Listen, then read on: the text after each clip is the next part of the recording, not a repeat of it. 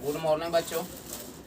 आज हम लोग क्लास 10th का जो मैथ है उसको शुरू से जो एक के प्रश्नावली एक से जो है 1.1 इसको जो है वो हम लोग आज जो है वो पढ़ेंगे और इसी से जो है वो हम लोग आज जो है वो मैथ की शुरुआत करते हैं। ठीक है, तो चलिए देखिए क्वेश्चन जो है सबसे पहले ये चैप्टर शुरू करने से पहले कुछ इसमें इम्पोर्टेंट जो कथन है और जो सूत्र है उसको हम लोग देख लेते हैं। देखिए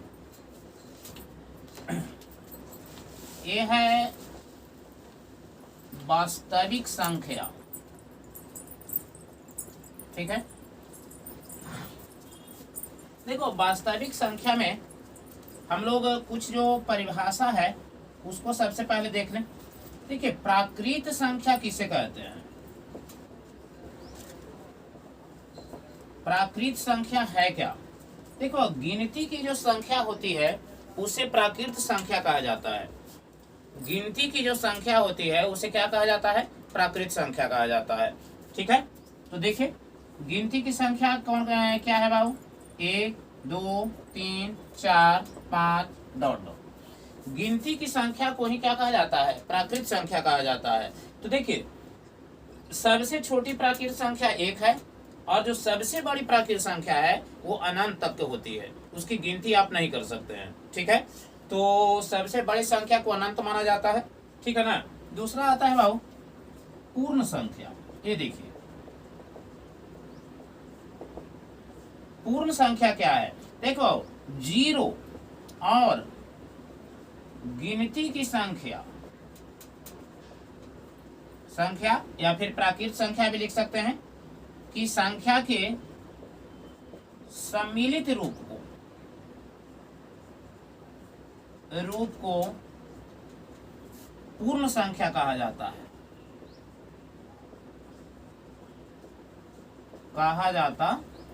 ठीक है, जैसे हो गया 0 1 2 3 डॉट। ठीक है, देखिए इसमें और आता है बाबू अभाज्य संख्या। अभाज्य संख्या देखो अभाज्य संख्या किसको कहा जाता है? वैसी संख्या जो अपने और एक को छोड़ करके कोई भी संख्या से विभाजित ना हो। ठीक है ना। वह संख्या जो अपने और एक को छोड़ करके कोई भी संख्या से विभाजित ना हो उसे गिनती की संख्या का उसे जो है अभाज्य संख्या कहा जाता है। ठीक है ना। फिर से एक बार समझ लेते हैं। वैसी संख्या जो अपने और एक को छोड़ करके कोई भी संख्या से नहीं कटे या नहीं विभाजित हो उसे हम अभाज्य संख्या कहते हैं। तो देखिए अभाज्य संख्या में कौन कौन आता है बाबू? 2 3 5 7। देखिए 9 नहीं होगा चूंकि 9 जो है वो 3 से भी कटता है, 9 से भी कटेगा और 1 से भी कटेगा। तो इसमें 3 से कट रहा है इसलिए जो है वो 9 जो है वो अभाज्य संख्या नहीं होगा। ठीक है, तो इसके बाद कौन आएगा बाबू? 11 13 फिर 17 19 23 29। ये सब जो है वो क्या है बाबू? अभाज्य संख्या है। ठीक है, इसके बाद जो है वो हम लोग देखेंगे परिमेय संख्या।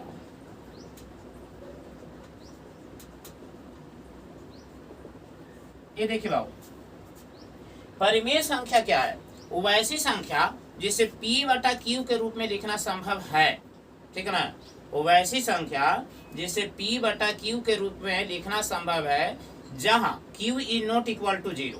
अगर Q का मान 0 हो जाएगा तो फिर वह परिमेय संख्या नहीं रह जाएगा। ठीक है ना। तो जिसे P/Q के रूप में लिखना संभव है उसे हम क्या कहेंगे बाबू? परिमेय संख्या। देखिए P/Q के रूप में जहां Q is not equal to 0। जैसे हो गया बाबू 1/2 3/4 डॉट डॉट है ना 2 3 4 5 है ना डॉट डॉट। इसके बाद देखिए बाबू √4 √1। देखिए ये सब जो है परिमेय संख्या में ही आएगा बाबू। √9 है ना √16 डॉट डॉट। माने जो रूट के रूप में रहता है और उसका पूरा का पूरा वर्गमूल अगर निकल जाए तो वह परिमेय संख्या के ही अंतर्गत आता है। ठीक है, तो चलिए आप लोग इसको लिख लीजिए और इसके बाद जो है फिर इसमें और भी कुछ पद बच गए हैं उसे भी हम लोग देखेंगे और एक चैप्टर की जो है 1.1 की शुरुआत हम लोग करेंगे। तो चलिए इसको लिख लीजिए आप लोग।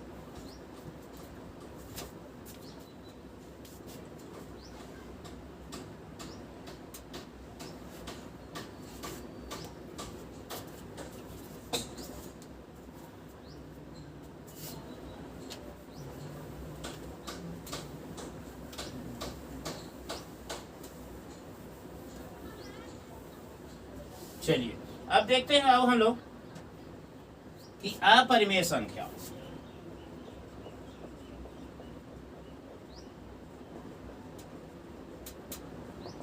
देखो इसको पी बाई क्यू के रूप में नहीं लिखा जा सकता है। ठीक है, जैसे देख लेते हैं √2 √3 √5 डॉट डॉट। ठीक है, इसे पी बाई क्यू के रूप में लिखा नहीं जा सकता है। ठीक है ना, जिसका या फिर साधारण रूप से आप समझ लीजिए कि जो वैसी संख्या जो रूट में हो लेकिन उसका पूरा का पूरा वर्गमूल नहीं निकले। ठीक है ना, तो उसे जो है जो दशमलव में अगर निकलता है उसे अपरिमेय संख्या के अंतर्गत रखा जाता है। और ऐसे भी आप जान लीजिए कि अगर कोई संख्या में, ठीक है ना, अगर कोई संख्या से 0 में अगर भाग दे दिया जाए तो ये 0 होता है। कोई भी संख्या, जैसे मान लेते हैं कि यहाँ पर 5 रख दीजिए तो 0/5 बराबर क्या होगा? 0 होगा। ठीक है ना, 0/0 हम नहीं बोल रहे हैं, 0/5। इसके अलावा 1 2 4 5 10 20 अगर जो भी रखें बटा में तो ये 0 ही होगा। लेकिन अगर ऊपर कोई संख्या है जैसे 5 है और नीचे 0 आ गया तो ये याद रखेगा, ये भाग लगेगा तो ये इन्फिनिटिव होगा, अनंत होगा। ठीक है ना, तो इसको जो है वो आप लोग याद रखिएगा। ठीक है, चलिए इसके बाद आता है बाबू, देखिए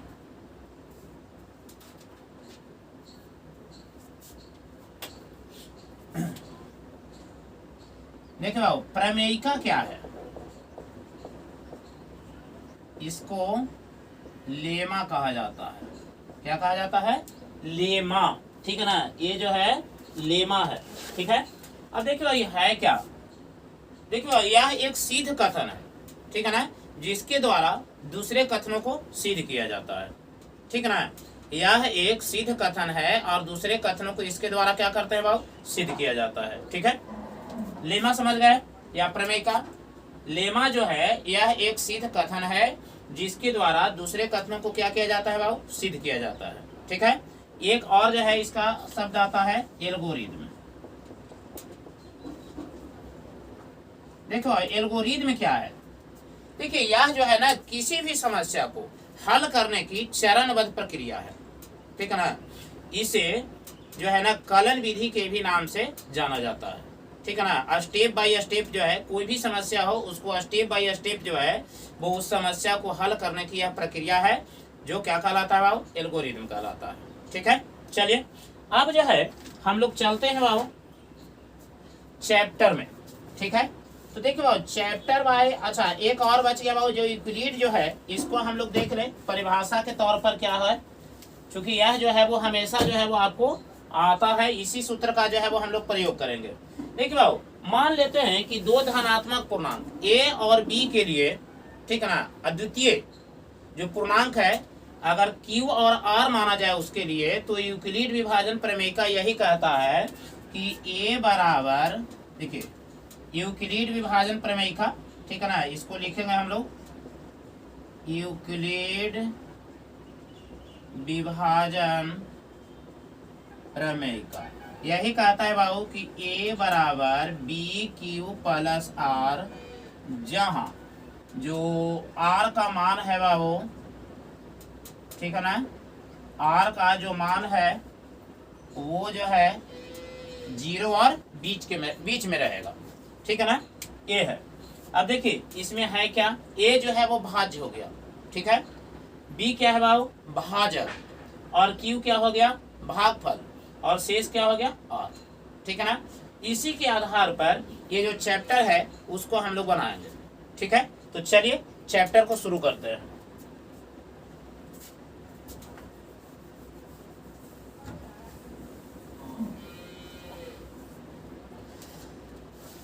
देखिए बाबू, सबसे पहले क्वेश्चन को जो है वो हम लोग उठाते हैं, एक छोटा क्वेश्चन को लेते हैं।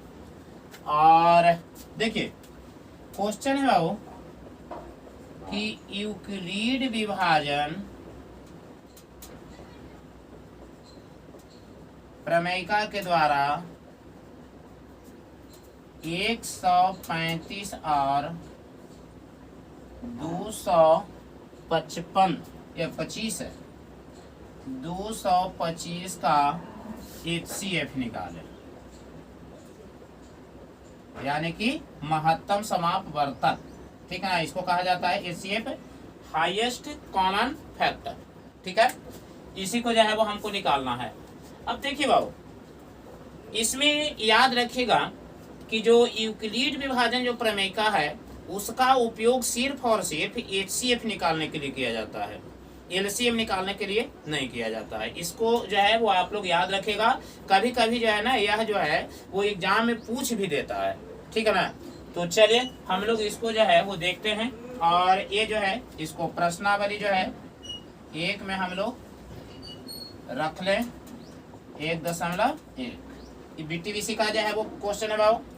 अब देखिए इसको हम लोग निकालेंगे। देखिए ध्यान दीजिए, 135 और 225 इसका जो है वो HCF हमको निकालना है बाबू। देखो एक चीज आप लोग याद रखेगा, इसमें जो सबसे पहला जो है वो इसमें चीज जो लिया जाता है, इसमें जो दिया गया जो दोनों अंक है उसमें सबसे बड़ा अंक होता है उसको A का मान लिखा जाता है। जो सबसे बड़ा मान होता है उसको A का मान लिखा जाता है, और इसके बाद जो छोटा होता है उसको B का मान रखते हैं, ठीक है। तो चलिए इसमें मान लीजिए, देखिए A बराबर 225 और B बराबर 135, ठीक है। अब यहाँ हम लोग रखेंगे बाबू यूक्लिड विभाजन प्रमेयिका से, ठीक है। A बराबर BQ प्लस R, जहाँ R का जो मान है वो 0 और B के बीच में है, ठीक है। अब देखिए बाबू, तो A का मान आप कितना रखे हैं 225, यहाँ पर देंगे बाबू 225 बराबर B का मान है बाबू 135। अब देखिएगा सबसे पहले जो है, चूंकि यहाँ तक तो हम लोग आ गए हैं, लेकिन अब यहाँ पर समस्या ये उठता है बाबू कि B का मान जो है जब 135 लिखेंगे तो Q का मान यहाँ पर कितना लिखाएगा। तो देखिए आप लोग पहले जो है महत्तम समापवर्तक जो है वो भाग विधि के द्वारा निकाले होंगे। तो देखिए भाग विधि के द्वारा हम लोग महत्तम समापवर्तक यहाँ पर देखते हैं। देखिए 225 में जो है बाबू 135 से हम भाग देते हैं। तो देखिए अगर इसमें 135 में 2 से गुणा करते हैं तो 270 हो जाता है, जो 225 से ज्यादा है। तो एक बार लगाएंगे बाबू, तो जितना बार हम लगाएंगे वही इसमें Q का मान होगा। जितना बार जो है वो इसमें 135 में जितना से गुणा करेंगे वो Q का मान रखाएगा। तो देखिए यहाँ पर 135 में एक बार गुणा किए बाबू तो 135 हो गया, ये हो गया 0, ये जो है वो कितना होगा बाबू 12, 12 में से 3 जाएगा 9 हो जाएगा और 1 कट जाएगा, 90 हो गया बाबू, ठीक है। कितना हो गया बाबू 90, ठीक है। उसके बाद देखते हैं बाबू, अब जो है हम लोग एक देखिए बाबू, चूंकि यहाँ 135 है और यहाँ शेष कितना आया 90, तो देखिए शेष जो आता है उसी से फिर जो है वो इसमें भाग दिया जाता है। तो 135 में भाग दे देते हैं। देखिए एक बार लगा बाबू 90, एक बार इसमें लगा 90, ये हो गया 5, आई हो जाएगा 13, 13 में से 9 जाएगा बाबू 4, 45 से फिर 90 में देंगे बाबू। देखिए तो ये 2 बार लगेगा 90, एक कट गया, ठीक है। तो देखिए लास्ट में जो है जिससे भाग दिया जाता है वही इसका क्या कहलाता है HCF कहलाता है। तो चले हम लोग जो है अब इसमें देखेंगे बाबू कि Q का मान हम कितना रखें। तो आप लोग को करना क्या है कि जब भाग देने वाला माने B का जो मान है उसमें आपको गुना कर करके देखना होगा, 1 से 2 से 3 से, और गुना करके और उसके बाद आप देखिए कि A का मान से ज्यादा हो जाता है या कम होता है। कम रखाएगा, बराबर रखाएगा, लेकिन ज्यादा नहीं रखाएगा। ठीक है, तो यहाँ पर हम कर रखते हैं बाबू कितना 1 जोड़ आर के मान कितना होगा तो 135 गुना 1 135। आइए 135 225 में से आप घटा दीजिए, 225 में से 135 हम घटाएंगे तो 12 में से 3 जाएगा 9 बचेगा, यानी कि कितना बाबू 90। आज जो शेष बचता है ना यहाँ पर प्लस लिखा जाता है। ठीक है, अब देखिए ध्यान दीजिएगा, जिससे पहले हम भाग दे रहे थे बाबू उसी को जो है वो हम ए का मान बनाएंगे। ठीक है, आज जो मेरा शेष बचा उससे हम भाग देंगे। देखिए 90 गुना, अब देखिए बाबू 90 दूनी 180 होता है, तो 180 इसमें लगेगा नहीं, तो एक बार इसमें भी लगाना है बाबू। तो शेष मेरा कितना बच जाएगा तो 135 में से 90 आप घटा दीजिए, जो आएगा उस शेष दिखाएगा, तो आ जाएगा कितना बाबू 45। ठीक है, अब देखिए बाबू 90 में हमको भाग देना है। अब ए आ गया, ए का मान 90 बन गया और 90 में भाग देना है शेष से, तो कितना है 45। तो 45 में कितना से गुना करेंगे बाबू तो 45 दूनी क्या होता है 90 होता है, तो इसमें 2 से आप गुना कर दीजिए और 45 दूनी 90 को इसमें से घटाइए, तो 90 में से 90 घटेगा क्या हो जाएगा 0 हो जाएगा। ये देखिए देखिए, और याद रखेगा जब तक शेष 0 ना हो जाए तब तक उसमें भाग आपको देते रहना है। ठीक है ना, अगर 0 आ जाता है शेष तो फिर जिससे हम भाग दिए हैं वही क्या कहलाएगा HCF कहलाएगा। तो भाग यहाँ 45 से दिए हैं बाबू, तो HCF बराबर जो है वो आएगा, वो कितना आएगा बाबू 45। ये हो जाएगा आपका आंसर। ठीक है, चलिए तो आप लोग इसको लिख लीजिए और आज से जो है हम लोग ये जो चैप्टर है, ठीक है ना, और जो BTBC का जो मैथ का किताब है इसको हम आज से जो है वो स्टार्ट करेंगे, और इसको जो है हम लोग लगातार, ठीक है ना, प्रतिदिन जो है इसको चैप्टर बाय चैप्टर जो है वो हम लोग देखेंगे, इसको सॉल्व करेंगे। ठीक है ना, और इसके बाद जब ये समाप्त होता है 4 या 5 चैप्टर तक होता है तो फिर जो है ना इसका हम लोग ऑब्जेक्टिव का सोल्यूशन करेंगे। ठीक है ना, तो चलिए इसको आप लोग लिख लीजिए, इसके बाद जो है वो दूसरा क्वेश्चन की ओर जो है वो हम लोग चलें।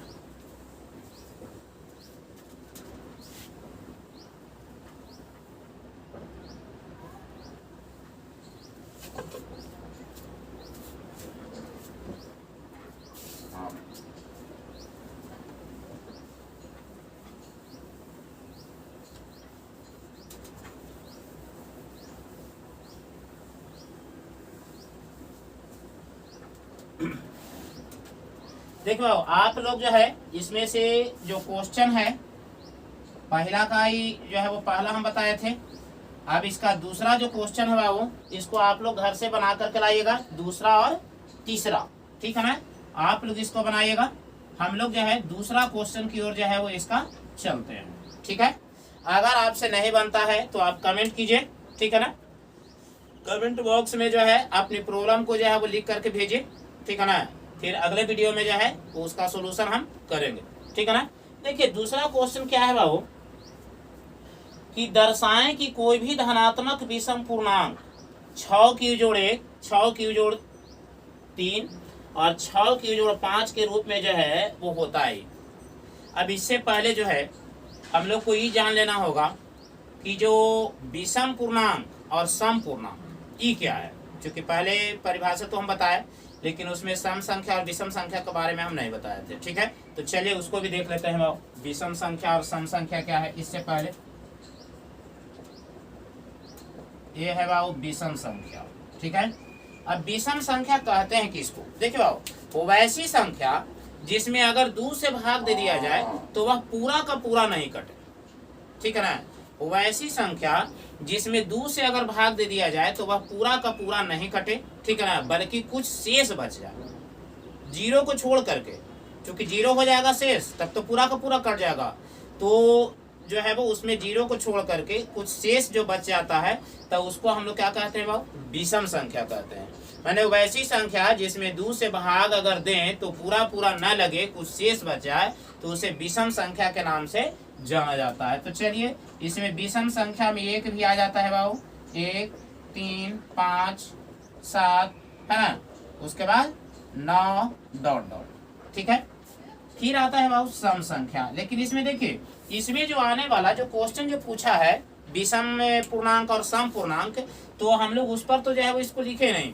इसका व्यापक रूप क्या होता है ये समझिए, इस काफी इंपॉर्टेंट है। इसका व्यापक रूप 2m जोड़ 1 होता है, ठीक है ना। इसका व्यापक रूप क्या होता है बाबू, 2m जोड़ 1 होता है। याद रखिएगा इसका विषम पूर्णांक कैसे इसमें बनेगा ये समझ लीजिए। 2m प्लस 1, जैसे ही जो है ना लास्ट में अगर आपका जुटा हुआ रहे 1 3 5 7 9, अगर इस तरह से जुट जाता है तो याद रखिएगा कि वह जो है ना वो विषम पूर्णांक होगा, ठीक है। तो देखिए 2m जोड़ 1 जो है वो यहाँ पर लिखा गया है।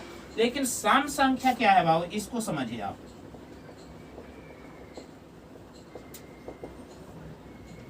देखिए बाबू, वैसी संख्या जो जिसमें 2 से अगर भाग दिया जाए तो वह पूरा का पूरा कट जाए, तो उसको हम लोग क्या कहते हैं, सम संख्या कहते हैं। वैसी संख्या जिसमें 2 से अगर भाग दें तो वह पूरा का पूरा कट जाए, शेष 0 बचे या कुछ भी ना बचे, 0 हो गया कुछ भी नहीं है, तो उसको हम लोग क्या कहते हैं बाबू, सम संख्या कहते हैं, ठीक है। जैसे हो गया 2 4 6 8 10 डॉट, ठीक है। अब इसका व्यापक रूप क्या होता है बाबू, इसका व्यापक रूप 2m होता है, ठीक है। यही जो है इसको आज जो है वो हम लोग इतना ही जो है वो देखेंगे थ्योरी के रूप में। और ये चीज ये है वो जरूर याद रखिएगा बाबू कि इसमें जो है ना जो व्यापक रूप इसका 2m और इसका 2m जोड़ 1 होता है, तो विषम पूर्णांक के रूप में और सम पूर्णांक के रूप में आपको साबित करने के लिए इसमें आएगा, ठीक है। और इसमें कुछ जो है वो बीज गणितीय जो सूत्र है, जैसे a प्लस बी के whole square, a minus B के whole square, a plus B के होल क्यूब, तो ये सब जो है ना सूत्र का भी इसमें प्रयोग होगा, ठीक है। तो चलिए आज के लिए जो है वो हम लोग इतना ही रहने देते हैं, ठीक है। और विशेष जो है जब इसका जो चैप्टर बाय चैप्टर जो है, हालांकि कुछ क्वेश्चन जो इसका उदाहरण का भी है, प्रयास करेंगे कि इसका उदाहरण का भी जो है वो सोल्यूशन करवा दें, जो परीक्षा की दृष्टि से काफी महत्वपूर्ण है, ठीक है। तो चलिए आज के लिए जो है वो इतना ही।